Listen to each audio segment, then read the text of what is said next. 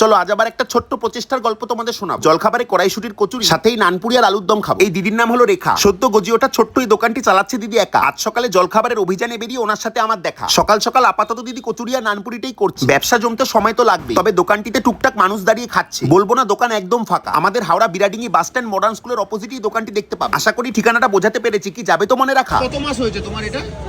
এখন মোটামুটি 5 কেজি। প্রথমে শুরু করেছিলে 500 গ্রাম দিয়ে। 500 গ্রাম দিয়ে দোকানে সকালে কি কি পাওয়া যায়? কচুরি আর নান। পুরি না, কচুরির সাথে তরকারি আর আলুর দমটা আলাদা নিতে হয়। যে যেটা চাই। আর এমনি কচুরি কত করে?